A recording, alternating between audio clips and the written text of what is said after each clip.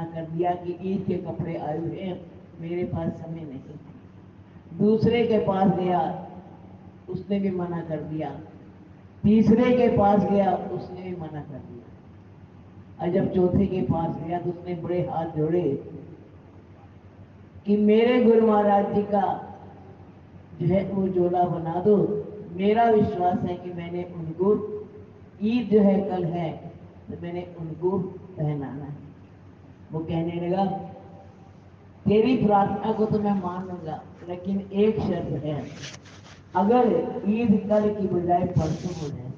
इतना बड़ा लंबा चौड़ा है, सिलने में भी टाइम लगेगा, मेरे पास बहुत सारा कपड़ा पड़ा हुआ है, मैं सिल तो दूंगा, मगर शर्त यह है कि ईद कल ना हो, कल शुक्रवार है, परसों। कहने लगा, अब मन ही मन प्रार्थना कर रहा है बड़े, क्योंकि अभी आपने सुना है कि निर्मल मन जन सो मोहि भावा, मोहि कपट सब छिद नाम था। मन में कपट था नहीं, मन निर्मल था, साफ था। उसने अंदर ही अंदर ध्यान किया तो गुरु महाराज जी ने क्या कला दिखाई कि ईद जो है वो शुक्रवार की बजाय उस दिन चांद ही नहीं निकला, शनिचरवार को हो गया। बोलो मेरे श्री गुरु महाराज की जय। वो चोला लेकर जब गुरु महाराज जी के पास गया तो उसका जिसने सिला था कहने का मुझे भी उस पीर के दर्शन करा दे जिसने प्रकृति के नियम को भी बदल दिया।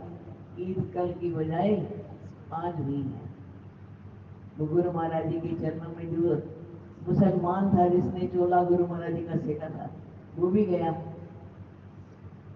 और उसने गुरु महाराज जी के चरणों में दंडवत प्रणाम की और कहने लगा मुझे भी अपना जो है वो नाम बख्शो, मैं भी अब आज से आपका ही शिष्य हूँ। तो प्रेमियों, ऐसे थे हमारे गुरुदेव महाराज जी। जब सुखदेव व्यास जी के पास गया राजा जनक से शिक्षा लेकर, तो व्यास जी ने पूछा क्या गुरु दीक्षा ले आए हो? वो चुप है। दोबारा पूछा, तिबारा पूछा, कहने लगी हाँ जी ले आया। कहले तुम्हारे गुरु महाराज जी कैसे हैं? वो फिर नहीं बोला। कहने की क्या चंद्रमा जैसे? कहने की हाँ चंद्रमा जैसे हैं, चंद्रमा में शीतलता है। वो शीतलता तो है मगर दाग है, मेरे गुरु महाराज जी में दाग नहीं। फिर कहने का क्या सूरज जैसे? फिर चुप रहा। कहने के क्या सूरज जैसे? कहने की सूरज में तपस है मगर मेरे गुरु महाराज जी में तपस नहीं है। वो अपने में आप ही अपनी मिसाल है। तो प्रेमियों, हमारे शिवनंदी निवासी भगवान जी अपनी मिसाल स्वयं ही है, क्योंकि ना इन जैसा कोई है, ना हुआ है, ना होगा। हमें फख्र है कि उन्होंने हम नीचों को अपनी चरण शरण दी है। बस केवल एक ही प्रार्थना है कि बहुत गई थोड़ी रही, थोड़ी भी अब जाए, कि गुरु महाराज जी जो थोड़ा समय है, जो जीवन की घड़ियां हैं, उन्हें अपनी श्री चरणों में लगाएं और अपने चरणों का प्यार और ध्यान बख्शें। और भाई जी जिस लक्ष्य को लेकर इस मार्ग पर चल रही हैं, हमको भी अपने हर कदम पर दिन दुगनी रात चुगनी सफलता मिलती रहे। कोई त्रुटि रह गई हो तो क्षमा करना, क्योंकि हम इस योग्य तो है नहीं। अब भाई जी ने कह दिया तो इनकी भी आज्ञा को जो है हम टाल नहीं सकते। बोले जयकार बोल मेरे श्री गुरु महाराज की जय। बोले जी कभी भी सफलता या असफलता की ओर हमें ना जाने दें। कर्मण्येवाधिकारस्तु मा फलेषु कदाचन।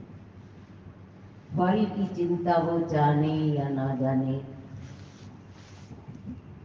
जैसे दुकान पर एक एजेंट रखा होता है कि इस दुकान का माल बेचने के लिए बाहर में से ग्राहक ले आओ, और उसका काम होता है सबको उसकी मेहमानदानी उस दुकान पर पहुंचाना, और उसको वहां से तनख्वाह मिलती है।